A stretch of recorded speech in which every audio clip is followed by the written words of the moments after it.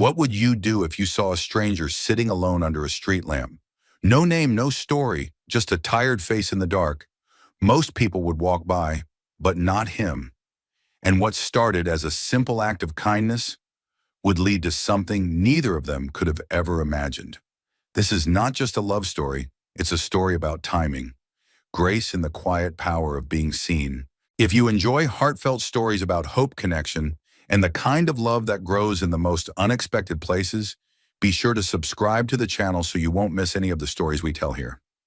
Now let's begin. He thought she was just a homeless woman, but the next morning a convoy of SUVs took her home. The sun dipped low over Willow Creek, turning the sky into molten copper as it spilled its final light across the cracked sidewalks. This small Appalachian town breathed a kind of weary warmth in the evening, the sort that carried the scent of gasoline, old bricks, and fresh biscuits from the corner diner.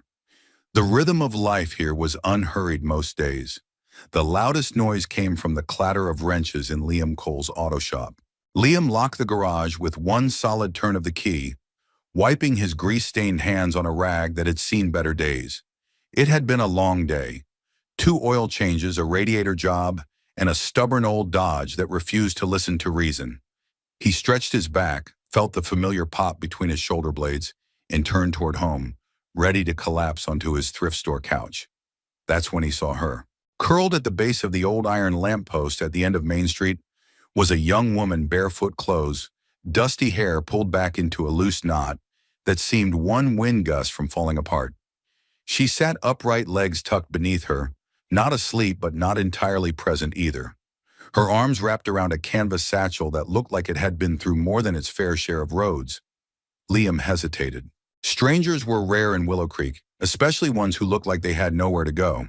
Most folks around here would cross the street. Not out of cruelty, just caution. He didn't cross the street. Evening, he said, his voice even, but gentle. The woman looked up. Her eyes met his, clear, dark, and unexpectedly alert. Evening, she replied, calm but guarded. You all right? He asked. She nodded, just resting. He shifted on his feet, uncertain. You from around here? No, a beat. Just passing through. Liam glanced around. No car, no phone, no backpack, just that bag. Her sandals looked 2 towns past worn out. You eaten anything tonight? She hesitated. No. He reached into the front pocket of his work jacket and pulled out a sandwich wrapped in butcher paper, turkey, and cheddar from the diner. It had been meant for his dinner. He knelt and held it out. It's yours. The woman blinked, her expression unreadable. Why? He shrugged. You look like you could use a meal more than I could. Still wary. She took it, unwrapped it slowly. Ate with deliberate, careful bites like someone who had learned not to expect seconds. He sat down on the curb, a respectful few feet away. I'm Liam. She paused mid-bite. Clara, nice to meet you. Clara. She gave a tiny nod, chewing in silence. The street fell quiet. In the distance, the wind rustled the trees lining the courthouse steps. A neon sign buzzed over the diner. Liam felt the kind of stillness that didn't come often, the kind you didn't want to break with small talk. After a while, he asked, Got somewhere to sleep tonight? She glanced down, then away. I'll manage. He took a breath. I've got a cot in the back of my shop. It's not the Ritz, but it's warm and safe. You'd have privacy, lock on the door. No pressure, just, if you need somewhere. She looked at him for a long moment, studied his face like she was looking for an angle. But there was none. Only the quiet, steady patience of someone who knew what it was like to have nowhere to be. Finally, she stood, picked up her bag. Okay, she said softly. Just for the night. Liam unlocked the side entrance of the garage and flipped on the light. The shop felt different at night, hushed still like an old friend at rest. He led her through the rows of tools and grease-slick floors to a small back room that doubled as his office, and when needed, a place to crash during late repairs. The cot sat in the corner, neatly made. There was a folded blanket, a spare pillow, and a floor lamp, casting a soft glow across the old linoleum. You can lock the door from the inside, Liam said. No one will bother you. Clara stepped inside. Her fingers brushed the edge of the desk, then the back of a wooden chair. She looked around as though it might all vanish if she blinked. Thank you, she said, her voice low. He nodded. I'll be out front if you need anything. As he turned, she asked, Why did you stop?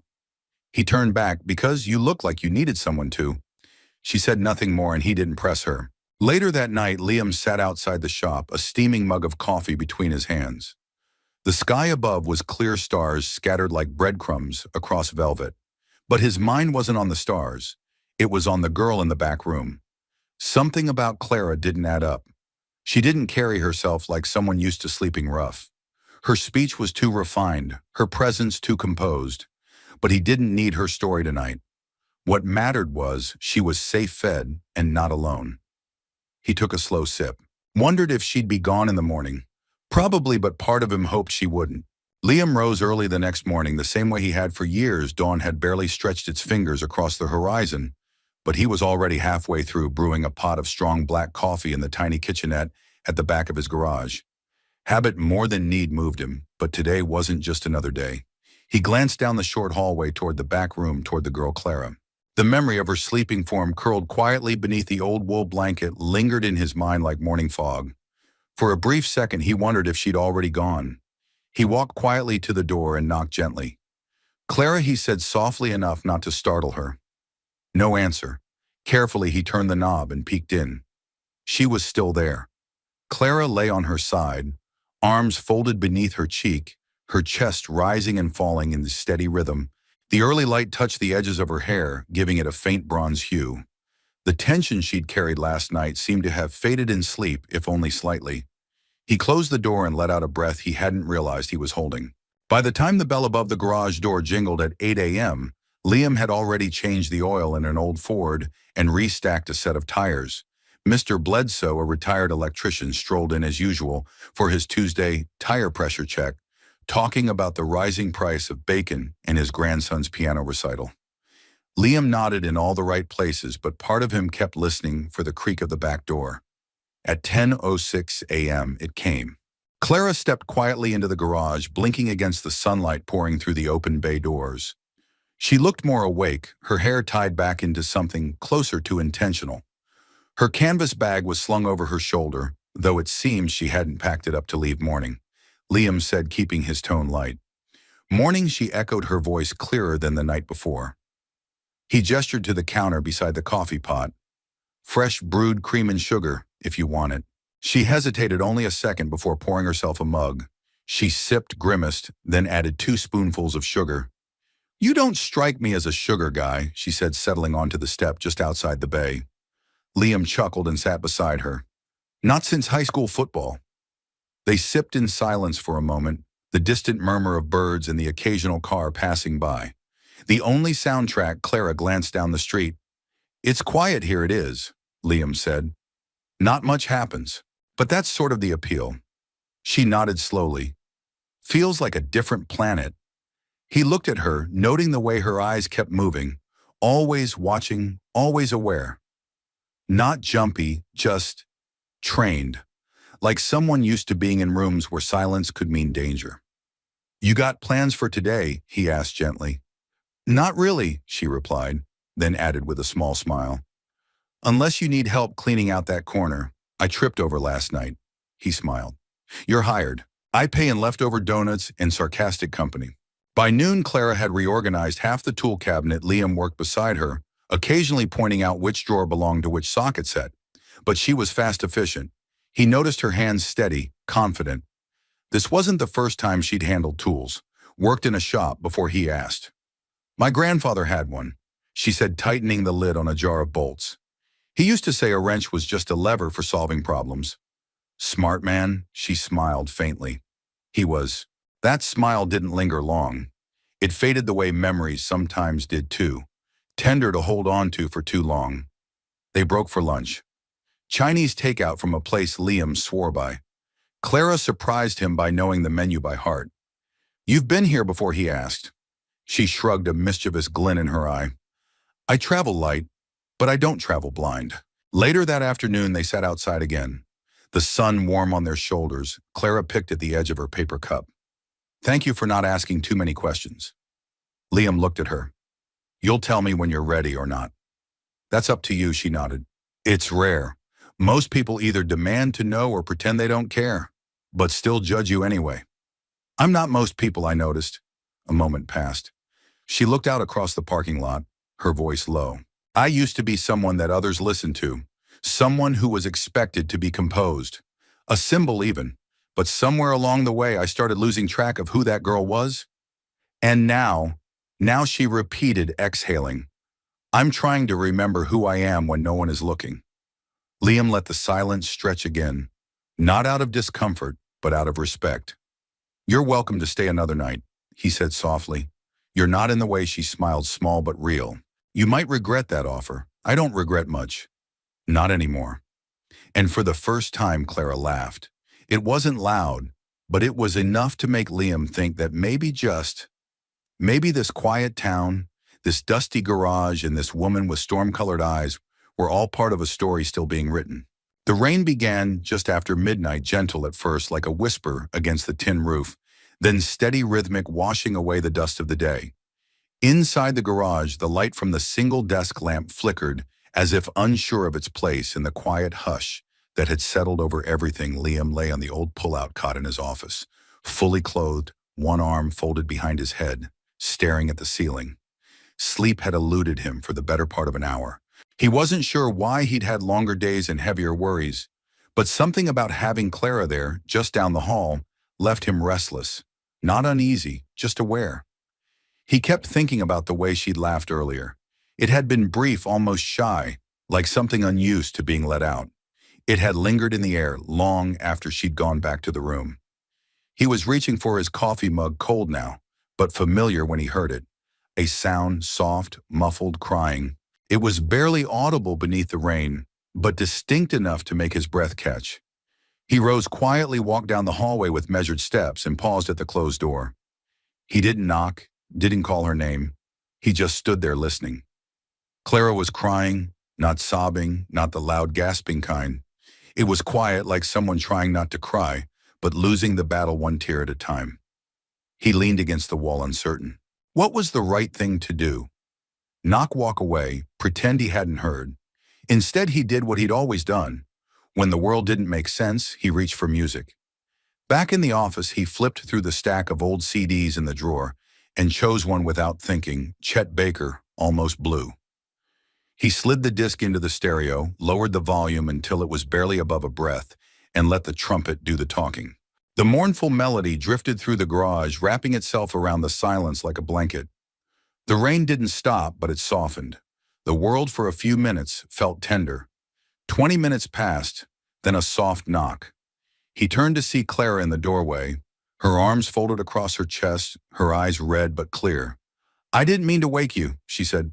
You didn't, he replied gently. Chet Baker's been keeping me company.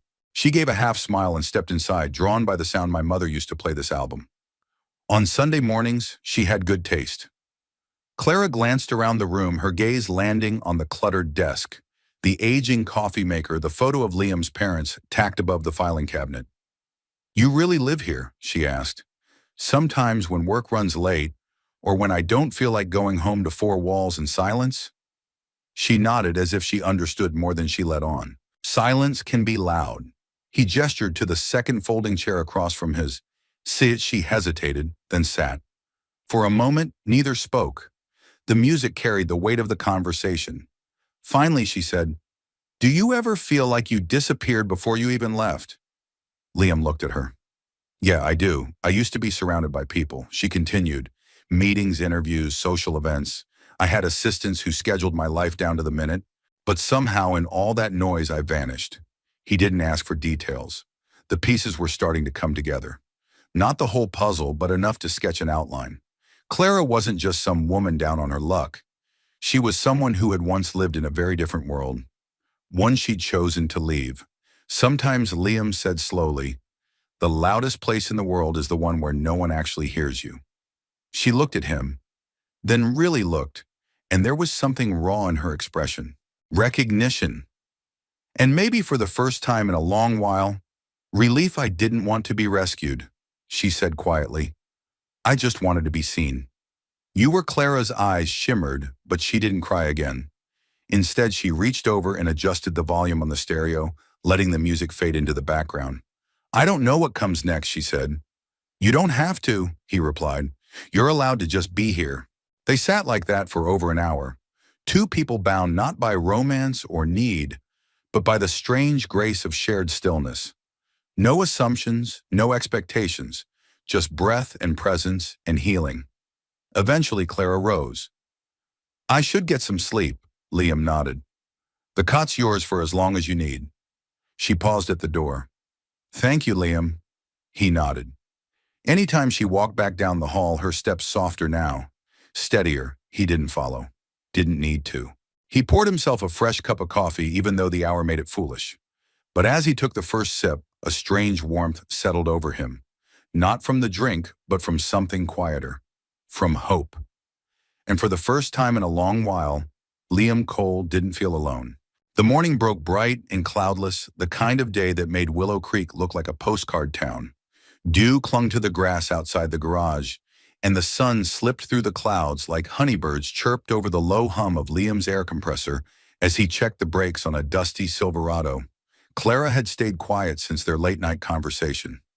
She'd returned to the cot, and when Liam woke hours later, she was still asleep, peaceful beneath the wool blanket. There was something different about her this morning, something more anchored. She emerged just after 8, holding a steaming mug of coffee and wearing a calmness that hadn't been there the day before. Sleep okay? Liam asked, glancing up from beneath the truck. Better than I have in weeks, she said. Thank you for last night. You needed quiet. I just had a room full of it. She smiled, and for a moment, it was just two people in an old garage sipping coffee and breathing a little easier. But peace, Liam knew, didn't always last.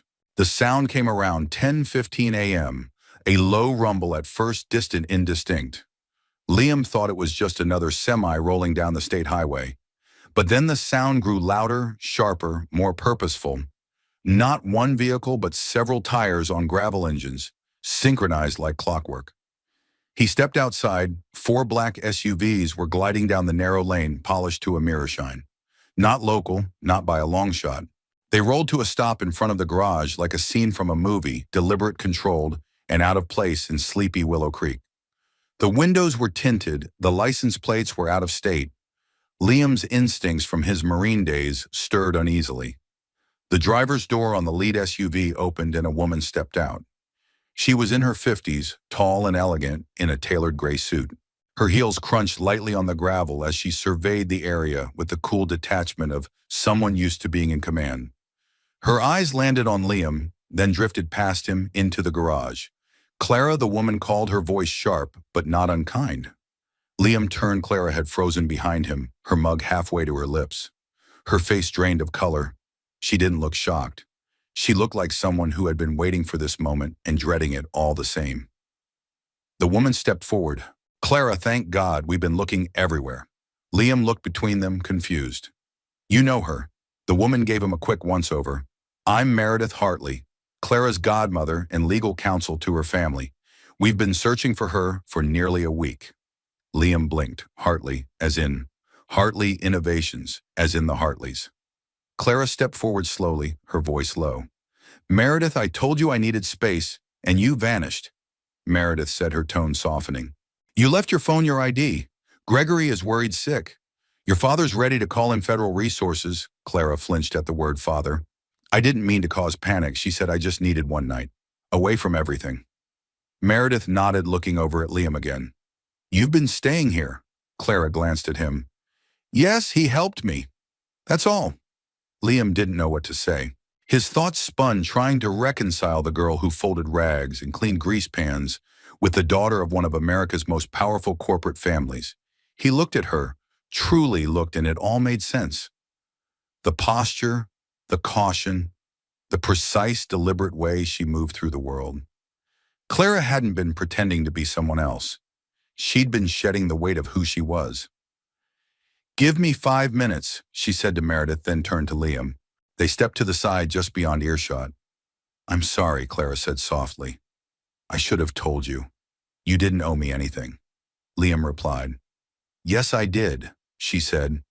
You gave me safety without questions. That's more than most people ever gave me. He swallowed hard. You going back to that world? She hesitated. I don't know. I have responsibilities, but I don't want to disappear again. Not the way I did before. Liam studied her eyes. The girl beneath the lamppost was still there, fragile, determined, searching. But so was something stronger now. A woman who had faced herself in the dark and chosen not to run. She reached into her bag and pulled out a card. It was simple, just a name, a private phone number, and a gold-embossed logo. "If you ever need anything," she said, "even if it's just a place to sit quietly for a while, call me." He took the card and nodded. "Will you be okay?" She smiled, and for once it didn't carry the weight of apology, I think. "So I found what I came looking for." "And what's that proof?" she said, "that I could still be seen for who I am, not what I'm worth." They stood in the silence for a moment longer. No embrace, no grand farewell, just two people who'd shared something honest. Clara walked back to the SUV. Meredith opened the door for her without a word. As the convoy rolled away, Liam stood in the dust watching until they disappeared around the bend. He looked down at the card in his hand. Clara Hartley. No title, no company, just a name. And somehow that made all the difference. The garage had never felt so still. Liam stood just inside the open bay door, the morning sun stretching long fingers of light across the concrete floor. Dust floated through the beams like tiny spirits dancing lazily in the silence Clara had left behind. He'd swept the shop twice, organized the tool wall, replaced the broken bulb in the back room, but nothing seemed to fill the space where her presence had quietly taken root. The cot was empty now, the wool blanket folded with care. A half-used bar of soap sat near the utility sink. Her coffee mug remained on the shelf by the fridge, still faintly smelling of vanilla cream. She hadn't taken the mug. Liam ran a hand through his hair and exhaled deeply. He wasn't sure what he expected. Certainly not a farewell parade, not even a handwritten note, but the simplicity of her departure. The quiet closing of a chapter felt like a string being gently pulled from his chest. He reached into the top drawer of his desk and pulled out the card she'd left, thick ivory stock, minimalist. Just her name, Clara Hartley, in elegant serif letters, a single number underneath. No corporate logo, no job title. Just her. He traced the edge of the card with his thumb. She'd given it to him like a life raft, or maybe like a key. But he hadn't called. He wasn't sure he ever would.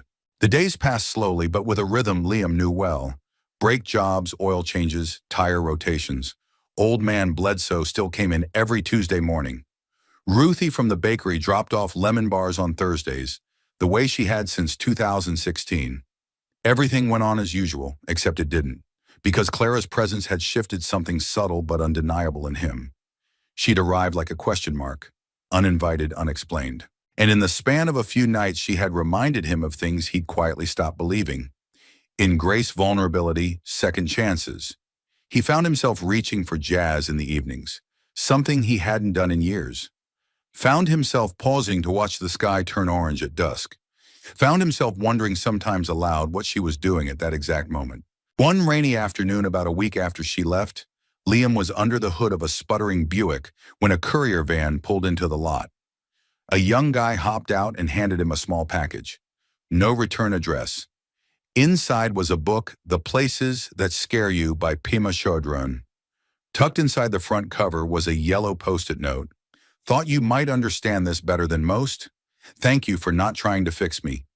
See, no phone number, no forwarding address. Just that. He held the book for a long moment. Then he sat on the stool by the workbench and started reading. That night he dug through a dusty box in the attic of the garage, one he hadn't touched in years. Inside were photos his parents at their wedding, his high school football team, a blurry Polaroid of him in uniform standing beside his father's Chevy. And buried beneath it all, a journal. He flipped it open. It hadn't been touched since his return from deployment. The entries were brief, clipped, more like survival reports than reflections. He stared at the blank page at the back. For the first time in a decade, he picked up a pen and wrote, "A woman came to the shop. She didn't ask for help. She didn't want to be saved. She just needed to be seen. I didn't do much, but maybe that was enough." The following Sunday, Liam did something he hadn't done in years. He closed the shop for the day. He drove out of town in his old pickup, taking the winding roads through the hills where the maples were just beginning to turn. It was the kind of drive Clara would have liked, open windows, no destination. the road humming beneath the tires like a low, thoughtful song. At a lookout point above the valley he parked, got out, and stood in the breeze. From here the world looked wide and full of unknowns. Liam pulled her card from his wallet and stared at the number he didn't dial, but he didn't throw it away either. Instead, he folded it into the journal he now carried in the glove box. Not a goodbye, not a beginning, just a placeholder for whatever might come next. Back in town, the sun was beginning to set. He turned onto Main Street just as the lamplights flickered on. The same post where Clara had sat that first night still stood rusted and stoic. He slowed the truck, watched the way the light pooled around the base. For a second he could almost see her there. Legs folded, eyes steady, the whole world sitting silent in her gaze. Liam smiled. Sometimes people leave without warning. Sometimes they leave behind more than they know. It started with a check. An actual check, folded in a plain white envelope, slipped through the mail slot in the garage door on a Tuesday morning just before sunrise. No name, no return address, just for services rendered. Written in neat, almost old-fashioned script, Liam turned the envelope over in his calloused hands. Wary at first, it wasn't uncommon for customers to drop off payment after hours, but this felt different. He opened it slowly, $5,000. He blinked, looked again. $5,000. For what? The handwriting wasn't familiar. The envelope was unmarked. He had no recent invoices that matched anything near that figure. It made no sense. He set it on his desk, staring at it like it might reveal some hidden message if he waited long enough. But there was nothing. No explanation, just the check, pristine and unsettling. For a moment he thought of Clara, the way she'd walked back to that convoy of SUVs without a word of complaint, the way she had looked at him that last morning like she wanted to say something more but couldn't. He slid the check into the drawer beneath her coffee mug and left it there. By Friday, the phone calls began. Not customers, not the usual locals needing their mufflers, patched or brakes replaced. These were different. A man with a sharp New York accent asking if Liam could consult on a specialty engine. A woman with a Colorado area code asking if he offered long-distance restoration for antique trucks. He thought it was a prank until one of them mentioned a referral. "You came highly recommended," she said, "by someone who trusts few but values skill and integrity." "That's enough for me." No name given, just that. Liam hung up the phone and leaned back in his chair, heart beating a little too fast. What the hell was going on? 2 weeks later, a letter arrived. This time it bore a letterhead, Hartley Innovations. His pulse quickened as he opened it. "Dear Mr. Cole, we've recently expanded a new initiative focused on partnering with independent mechanics for sustainable design research. Your name was submitted with strong personal endorsement. We would like to invite you to tour our R&D facility and discuss possible collaboration. Transportation and accommodations will be provided. Warmly, Melinda Rowe, Chief Strategic Development Officer." No mention of Clara, no details, just an invitation that felt too large for his simple life. Liam read it twice, then folded it carefully and slid it next to the check in his drawer. He didn't call. Not yet. That weekend, Ruthie from the bakery stopped by to drop off her usual box of lemon bars. She leaned against the doorframe, watching him work beneath the hood of a Chevy that had seen better decades. "You've been quiet lately," she said. "I'm always quiet, no," she said, waving a finger. "This is a different kind of quiet, like something's brewing in that big head of yours." Liam chuckled, closing the hood. Just thinking about her. He froze, looked up slowly. She came into the bakery. "You know, the morning after she left your shop, bought a muffin, paid in cash, and thanked me like she was royalty.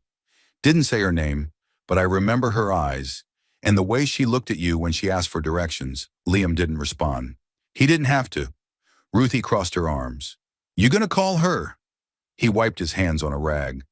"It's complicated. She left something behind," Ruthie said. "Maybe on purpose, maybe not. But that kind of presence, someone who changes the air around you like that, it's worth following up on." She left him the lemon bars and a quiet knowing. That night, Liam sat at his desk long after the garage had gone dark. The check. The letter, Clara's card. It felt like the universe was leaning toward him, waiting to see if he'd lean back.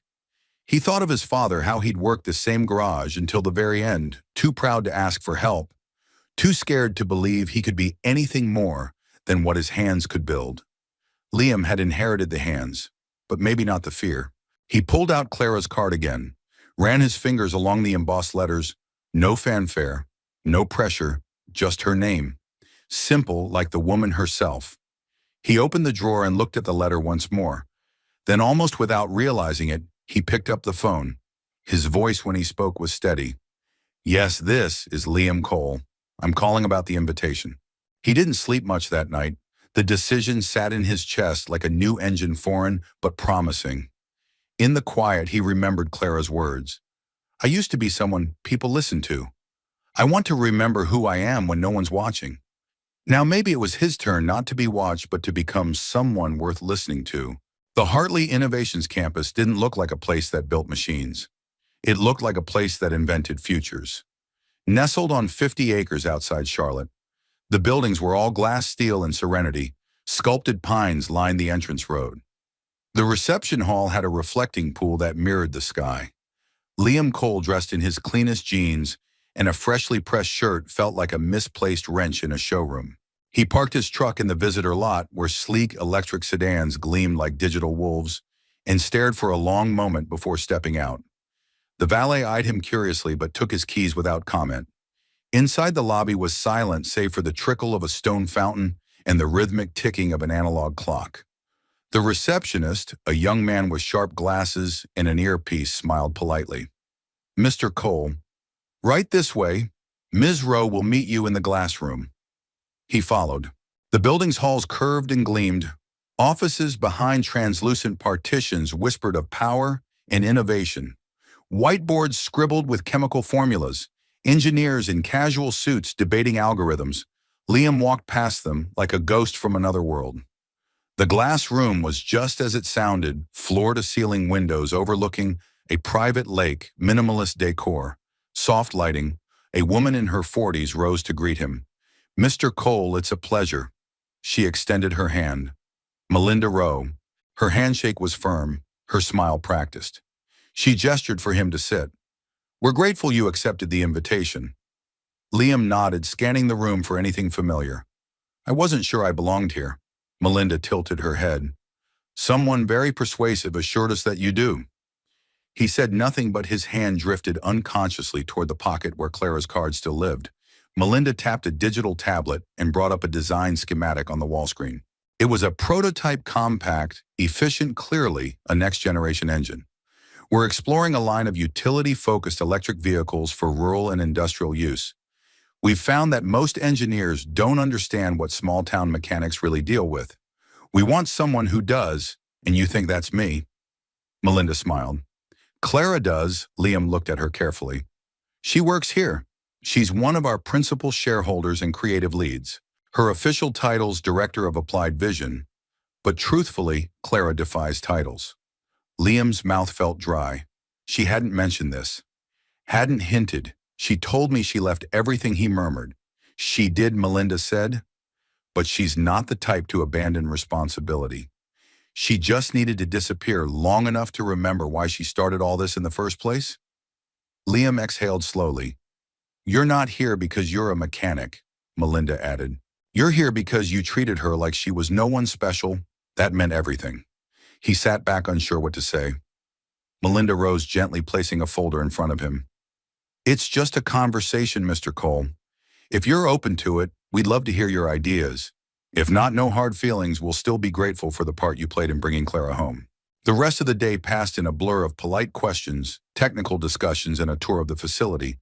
They showed him their fabrication lab, the sustainability center, the test track. At every turn, someone mentioned Clara. Clara proposed that shift. Clara challenged that design. Clara insisted we meet with people who actually get their hands dirty. He saw photos of her on display walls at conferences and factory meetings, kneeling beside a concept engine in work boots and gloves. There was no vanity in her image, only focus, leadership, resolve. It unsettled him, not because she hadn't told him, but because now he understood the weight she had carried in silence. That night in the guest suite, they provided modern, spotless too. Quiet, Liam stood at the window and looked out over the moonlit campus. Somewhere in this place, Clara had forged an empire of ideas, and yet when she needed refuge, she had chosen a garage floor and a sandwich wrapped in butcher paper. He reached into his jacket and pulled out the card again. Clara Hartley. The name no longer felt distant, no longer felt like a secret. It felt like a promise. The next morning, as he prepared to leave, Melinda met him in the front lobby. "She's in Building 4, she said, nodding toward a separate wing workshop level. "You can stop by if you want." Liam hesitated. "Thank you," he said, for everything he didn't go to Building 4. Not yet. Instead, he walked out into the sunlight, keys in hand, and got into the only truck in the lot that bore rust along the fenders. As he pulled away, he looked once in the rearview mirror. No towers, no steel, just sky. He wasn't running. He was thinking, and for the first time in a long time, the possibilities ahead of him didn't feel overwhelming. They felt earned. The invitation came a week later, not through a formal letter or courier, but as a simple text message. 7 words long. "Will you be at the unveiling tomorrow?" No signature, no flourish. But Liam knew he didn't need the number saved in his phone to recognize the quiet certainty of Clara's voice in his mind. He stared at the screen for a full minute before typing his reply. "I will." The unveiling took place at the Hartley Innovations Outdoor Pavilion, a sweeping open-air structure with clean glass lines and a panoramic view of the wooded valley below. It was less a building and more a statement. Here the future breathes. Rows of white chairs line the stage, each bearing a minimalist folder embossed with the company's logo. Engineers, investors, journalists, and a handful of military officials filled the space, murmuring about prototypes and supply chains. Liam stood near the back, uncomfortable in the borrowed sport coat and polished boots they'd sent over. He'd left his wrench-stained clothes at the hotel, but not the part of himself that felt more at home beneath a hood than under a spotlight. Still he stayed. When the lights dimmed and the murmurs quieted, a soft piano track rose from hidden speakers. A massive screen blinked to life behind the stage. The company's newest initiative filled the screen in bold white letters, "Hartley Ground, designed for those who build." What followed was a series of short clips: farmers navigating muddy roads in pickup trucks, construction workers hauling gear through tough terrain, mechanics diagnosing faults on the fly, all narrated by a quiet, steady female voice. It wasn't Clara's voice, but it spoke like her, measured, compassionate, unassuming. Then the video cut to black, and for a moment everything held still. Clara stepped onto the stage. She wore no corporate blazer, no designer heels, just black slacks, a tucked-in navy blouse, and her hair pulled loosely away from her face. She looked, Liam realized, not like an executive. She looked like herself. The crowd leaned forward as she took the mic. "I've spent most of my life in rooms like this." She began, "rooms where vision is measured by graphs and people by their titles.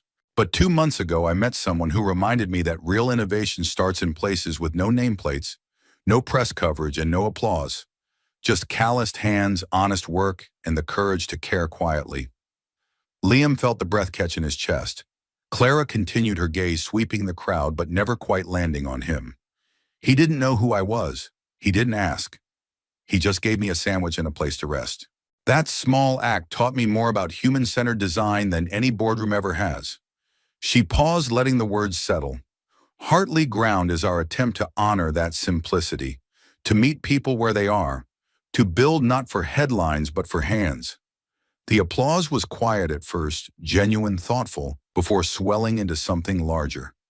Clara stepped back from the mic, nodded once, and walked off stage. Liam didn't wait for the reception. He left before the reporters began swarming and before the next presenter even took the stage. He wandered the back paths of the campus until he reached a quiet overlook, a bench facing the lake, the same glassy waters he'd seen on his first visit. She was already there. Clara sat with her hands folded in her lap, eyes on the horizon, like she'd known he'd come. He didn't say anything at first, just sat. It was several minutes before she spoke. "You didn't have to come, I know," he said. "But you did." He nodded. "I wanted to hear what you had to say." She turned toward him, her eyes soft. "I wasn't sure you'd still want to." "I wasn't sure either," he admitted. "But then I remembered something." "What's that?" "That night in the garage when you said you used to be someone. People listened to. I didn't know then what you meant, but now I do. Clara looked away, her fingers tightening around each other. You're not that girl under the street lamp anymore, he said, but she's still part of you, and I liked her. I like you. Her shoulders relaxed slightly. I was terrified to see you again. Not because of who you are, but because of who I've had to be out here. All the masks I thought I'd burned. They're still hanging in every hallway. You didn't wear a mask with me. That's what scared me most, she said, her voice almost breaking. You saw me without one, and I still don't know if I deserve that. Liam turned toward her. We're not made to be perfect, Clara. We're made to be honest. That's what you were. She smiled, then a small, broken, beautiful thing. I've missed talking like this, she whispered. So have I. They sat in silence again. Not the awkward kind, but the kind that fills in spaces that used to ache. Finally, Clara reached into her coat and pulled out something familiar. His coffee mug. She held it out. You left this in the back office. Thought you might want it back. Liam took it, gently chuckling. Didn't think you were the sentimental type. I'm not, she said, but I'm learning. As the sun dipped below the trees, casting golden light over the lake, Liam turned toward her. Clara, he said quietly, what happens next?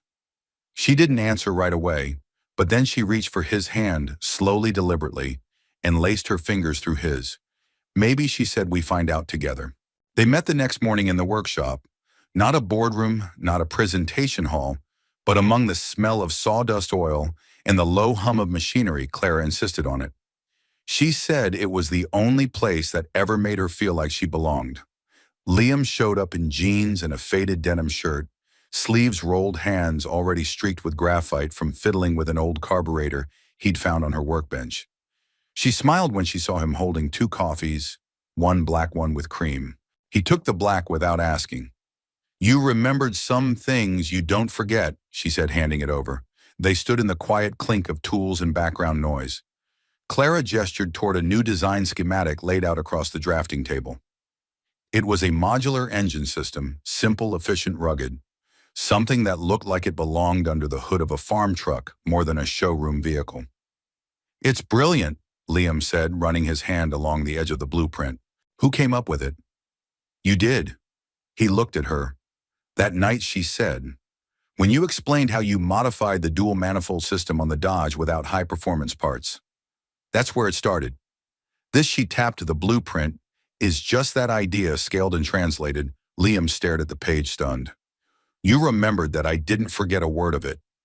He let out a breath, feeling something unnameable rising in his chest. She folded her arms, suddenly more reserved. I want you on the team, Liam. Not as a guest, not as a consultant from afar. I want to build this with you, together. He raised a brow. You're serious? I've never been more. He studied her face. There was no pitch in her voice, no performance. Just truth. Still, he hesitated. I'm a small-town mechanic, Clara. I don't have a degree. I've never drawn a patent or worn a headset to a meeting.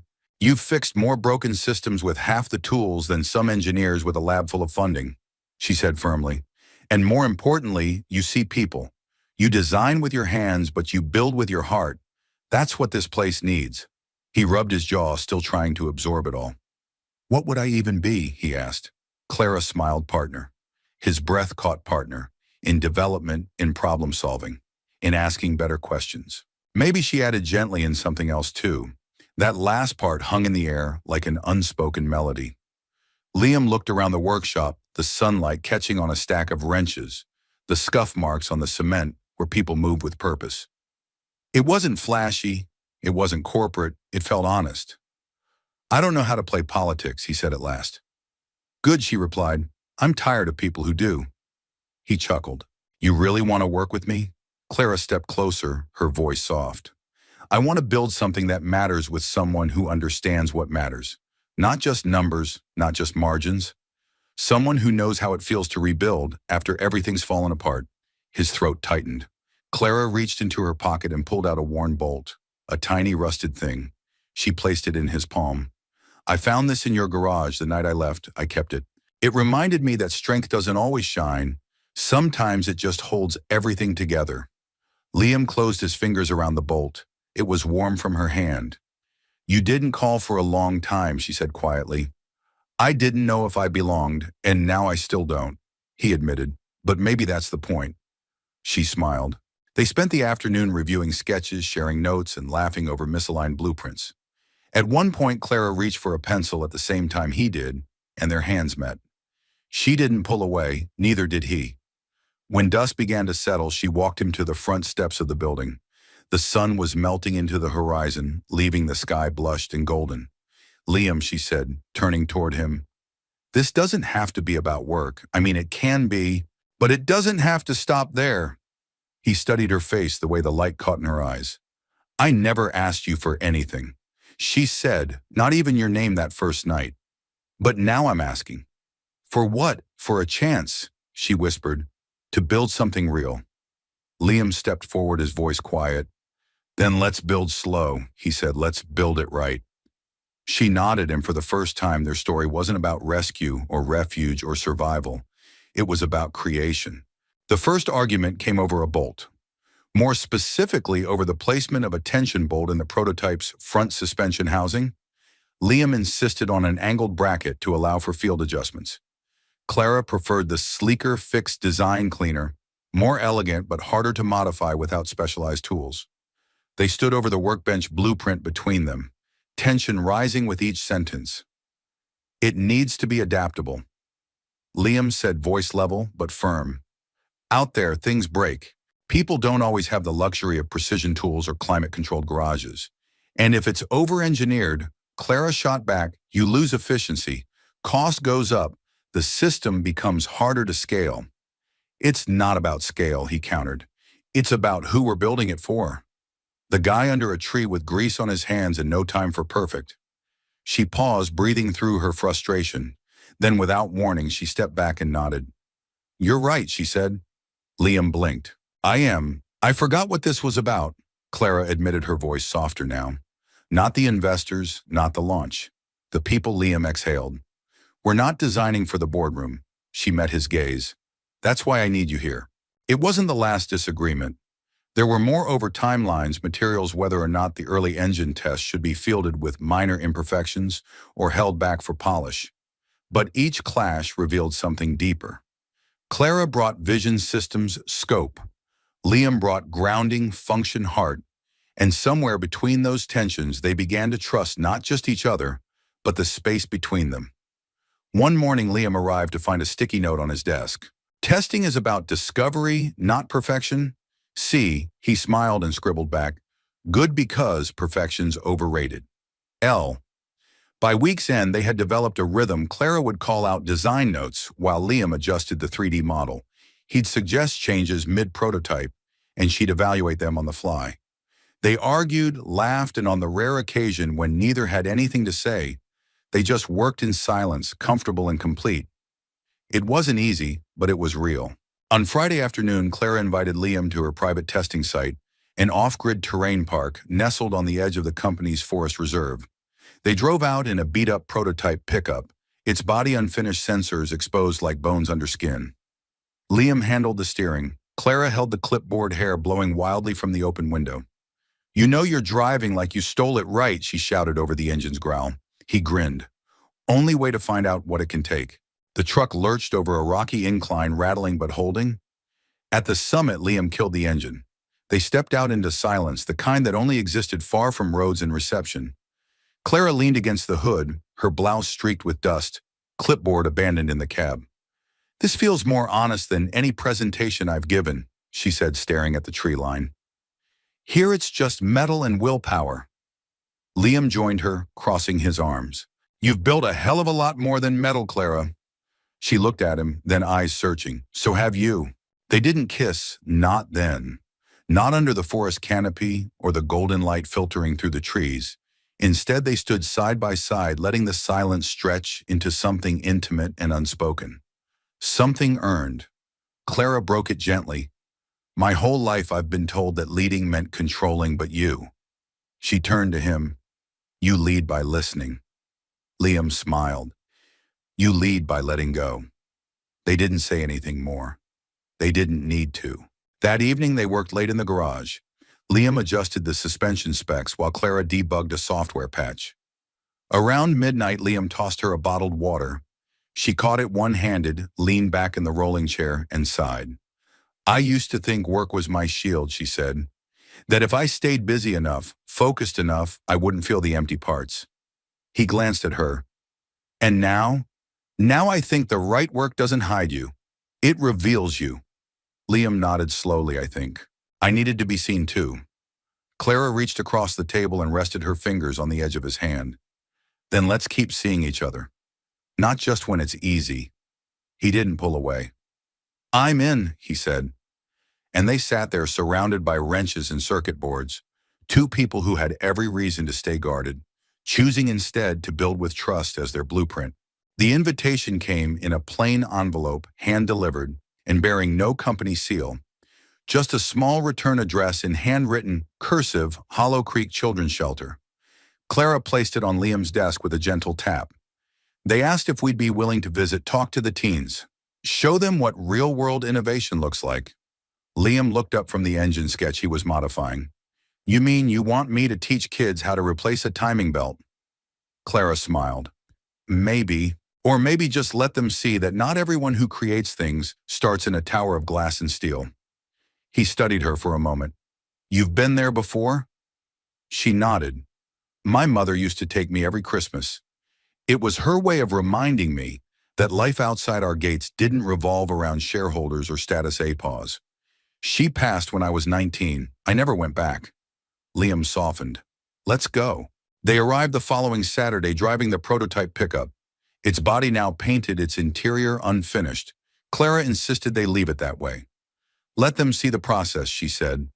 Not just the polish. The shelter sat on the edge of a wooded property, a modest one-story building with bright murals covering its aging brick walls. Kids milled about the yard as they pulled in, some laughing, some guarded, all curious. Inside, a wiry woman with silver hair and warm eyes met them at the door. Clara Hartley, she said with a knowing smile. Didn't think I'd see your face again. Clara embraced her. It's good to see you. Louise. Louise turned to Liam. You must be the mechanic who doesn't know he's a teacher yet. Liam smiled, shaking her hand. I'm just here for the spark plugs. She winked. They're in the back. But first you've got an audience. The audience was a dozen kids ages 8 to 17, seated in a makeshift classroom with folding chairs and wide eyes. Clara stood in front. Liam beside her, feeling entirely out of his depth. Clara started simply, This is Liam.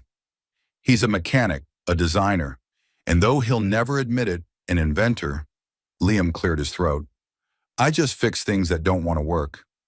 The kids chuckled. Over the next hour, Liam demonstrated how a crankshaft worked using a broken bicycle, a string of washers, and 2 plastic cups. Clara explained how ideas become sketches and sketches become machines. But it wasn't the content that mattered. It was the energy. The kids asked questions. They laughed when Liam couldn't remember the name of a particular valve and called it the angry tube. They listened when Clara told them they didn't need money or degrees to start building, just curiosity, and the guts to fail. At one point, a girl in a red hoodie raised her hand. Did you guys always know what you wanted to be? Clara hesitated. No, she said, I only knew what everyone else wanted me to be. Liam added, and I only figured it out when I stopped trying to prove anything. The room grew quiet, not heavy, just thoughtful. The girl lowered her hand. That makes me feel better. Clara smiled, it should. After the workshop, they helped plant a garden out back. It wasn't part of the plan, just something that started with a shovel and grew into a group project. Liam knelt beside 2 boys, teaching them how to turn the soil. Clara worked with a girl who'd never held a trowel but took to it like she'd been born with dirt in her hands. As the sun began to dip, Louise called out, Supper's on. The kids ran off, but one little girl, no more than 6, with pigtails and oversized boots, lingered near Clara. She tugged at her sleeve. Are you married to the man who fixed the bike?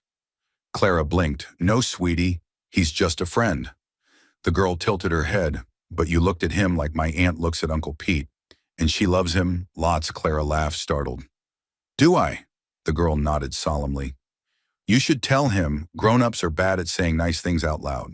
Then she skipped off toward the dining hall, leaving Clara frozen in place. Later, as twilight wrapped the trees in purple shadows, Clara and Liam sat on the tailgate of the truck, sipping lemonade from paper cups. "That little girl thinks we're married," Clara said suddenly. Liam snorted.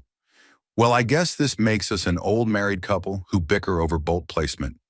She also said we should tell each other how we feel." Liam turned to look at her. Clara's voice was quieter now. "I didn't think I'd ever feel this again. Like the world could be enough. Like someone could see all my broken pieces and not try to fix them. Just be near them." Liam didn't respond right away. He looked out at the yard where the kids laughed in the dusk. Light chasing fireflies and carrying plates of mac and cheese. "You make the world quieter," he said finally. "Not because you disappear, but because you let it breathe."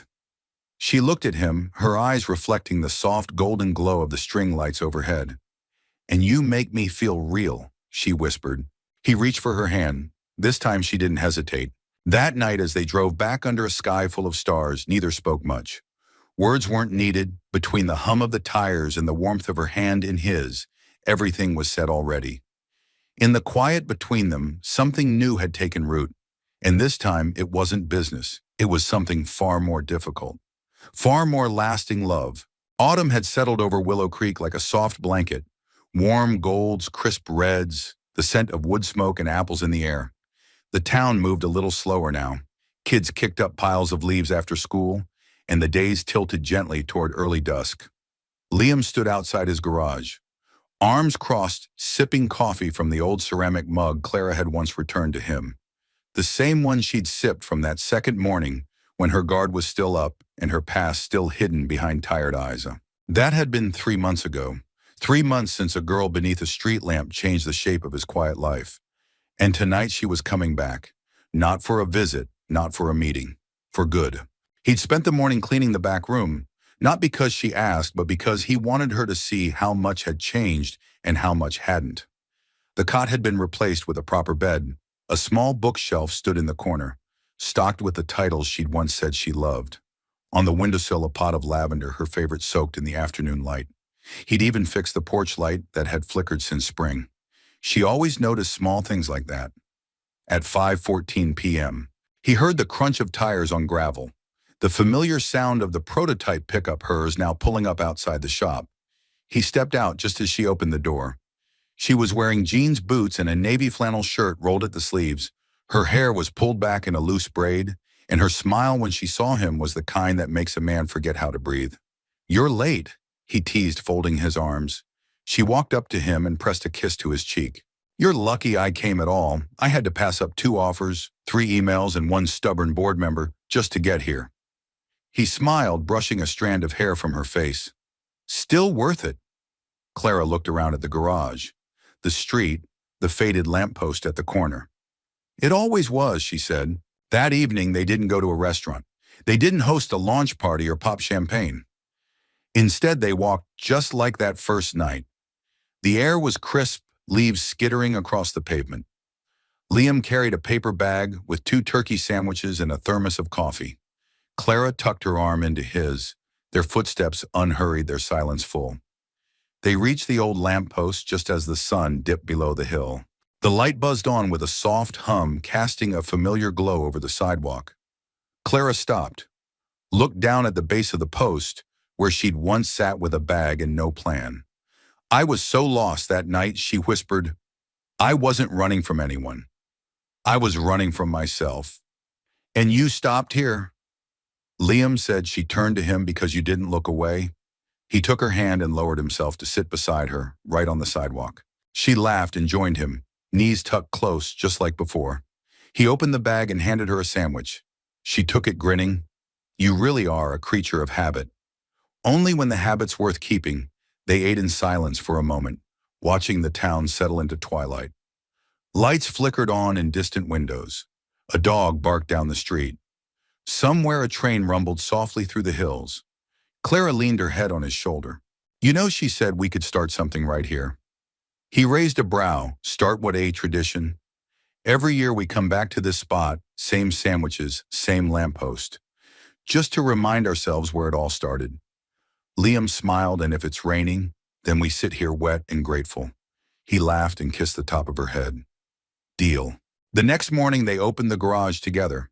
Not as business partners, not as CEO and consultant, but as two people who had chosen to build a life out of something no company could manufacture: trust, compassion, and a second chance.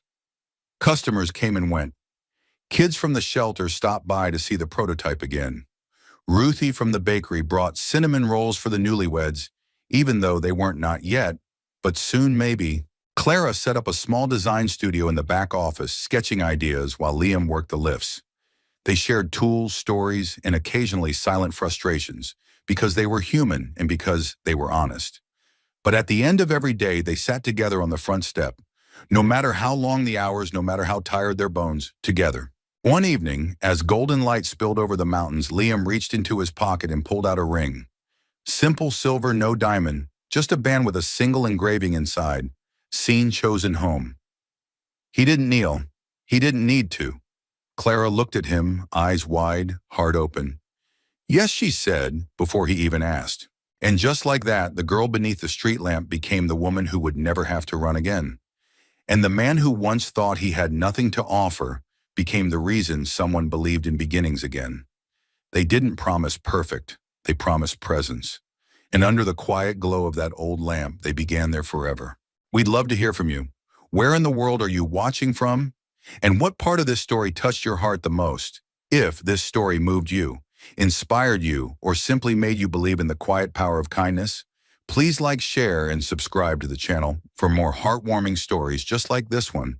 From the bottom of our hearts, thank you for watching and for being part of this community.